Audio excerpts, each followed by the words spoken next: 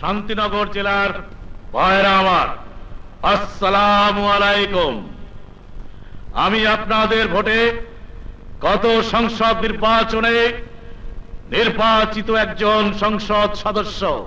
আপনাদের বিপদে আপদে সব সময় আমি আপনাদের পাশে থাকি। দেশের সুষ্ঠু এবং নিরপেক্ষ নির্বাচনের জন্য সরকার কিছুদিন আগে সরকারের নির্বাচন কমিশন একটা ভোটার লিস্ট তৈরি করেছে।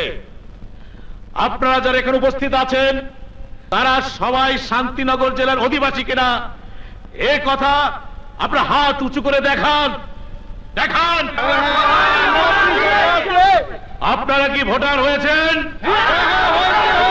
জনগণ শান্ত হন, শান্ত হন। নেতা শুরু করেন। কি আশ্চর্য, কি অবাক কাণ্ড!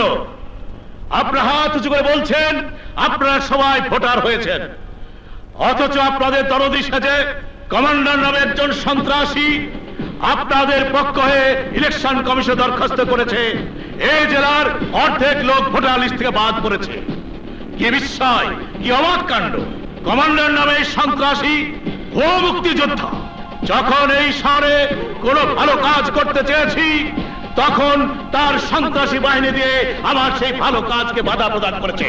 ভাই সাহেব, আপনারা প্রস্তুত হয়ে যান, সন্ত্রাসীকে মোকাবেলা করেন। ওই রাজাকারের বাচ্চা, আজকে আর তুই পালায় যেতে পারবি না।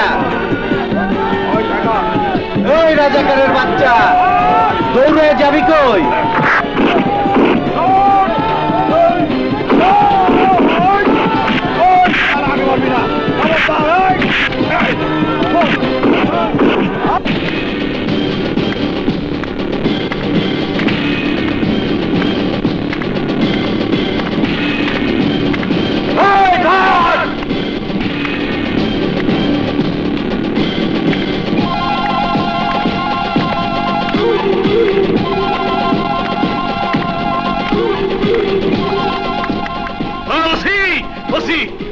আমাকে বাঁচান, আমাকে বাঁচান। কি ব্যাপার স্যার, কি হয়েছে?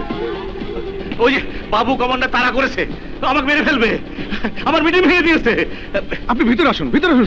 না, ওদিকে না, ও মুক্তিযোদ্ধা, ওর অনেক সাহস। হ্যাঁ, এটা খোলো, এটা খোলো। ওতে তালা লাগাও, তালা লাগাও। এই রাজাকারের বাচ্চা কই? এই রাজাকার কই? হ্যাঁ, এই রাজাকারের বাচ্চা ভাইরা ভিতরে আসতে পারবো না, তালা আটকানো। আরে পাকিস্তানি বেরে। আসুন ভিতরে আসুন। না, আমি ওই শালার দইরা নিয়ে যাবো। আসুন, ভাইরা আসুন, আসুন, আসুন। ওই মেয়ে, আর আপনি ছাইরা দেন, আমি ওরে দইরা নিয়ে যাবো। হা, কি হয়েছে বলুন আমাকে। ও চোর, ও মিথ্যাবাদী, ওরে আমি মাইরা ফেলবো। উনি একজন সংসদ সদস্য, আমার সামনে এইভাবে কথা বলবেন না। আইন নিজের হাতে তুলে নেবেন না। আইন মতন ওই দেশের নাগরিক না। ৭১-এ ও পাকিস্তানের পক্ষে যুদ্ধ করছে। ও তখন পাকিস্তান থাকার কথা, নইলে জেনেভা ক্যাম্পে থাকার কথা। আরে বাংলাদেশে নাগরিক হিসেবে আপনারা মানলো, আমি মানি না। ও গতবার ইলেকশনে ৩টা খুন কইরা ও ভোট কাইটে এমপি হয়েছে। এইবার আমি ইলেকশনে দাঁড়ামু বইলা আমার এলাকায় ১০,০০০ লোকের ভোটার হইতে দেয় নাই। কমান্ডার সাহেব, এই জন্য তো আইন আছে। আইন তোরা টাকাটা কিনা নিচ্ছে।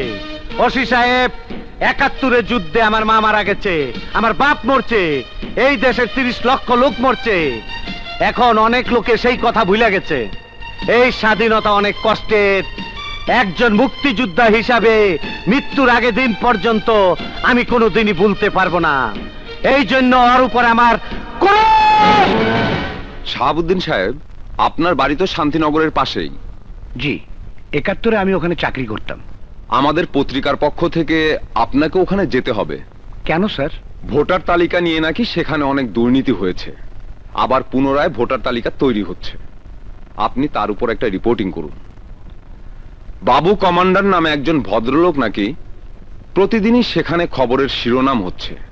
কেউ বলছে সে একজন সন্ত্রাসী, আবার কেউ বলছে সে একজন সৎ মুক্তিযোদ্ধা, আবার কেউ বলছে সে শান্তিনগরের অলিখিত সরকার। প্রশাসন তাকে অ্যারেস্ট করার সাহস পাচ্ছে না। আবার কেউ বলছে মুক্তিযুদ্ধ চলাকালীন সময়ের অনেক অস্ত্র তার কাছে এখনো জমা আছে।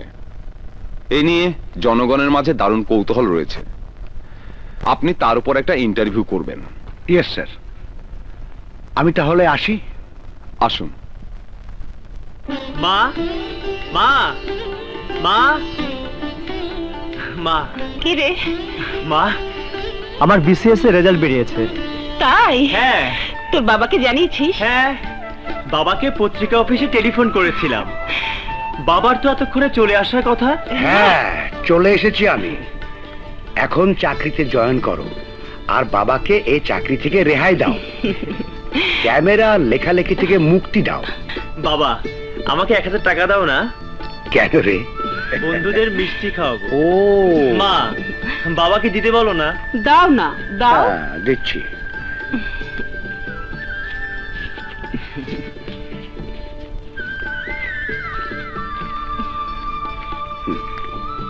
থ্যাংক ইউ বাবা। বেঁচে থাকো। মা যাই, বাবা আসি। হ্যাঁ, এসো।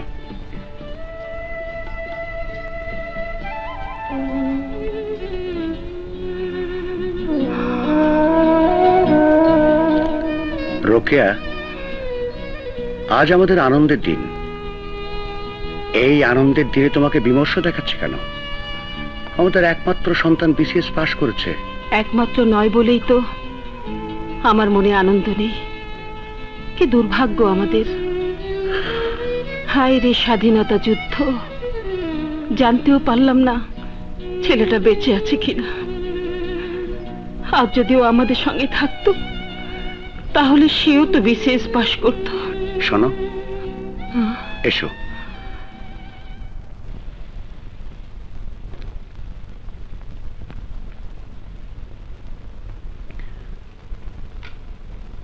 ঘটনার কি অদ্ভুত মিল জানো রোকেয়া? যে শান্তিনগরে তুমি তাকে হারিয়েছিলে, সেখানেই আগামীকাল সকালে সম্পাদকের নির্দেশে আমাকে যেতে হবে। আমিও তোমার সাথে যাব। না, তুমি যাবে কেন? আমি ওকে খুঁজবো। তুমি ব্যাপারটা বুঝতে পারছো না।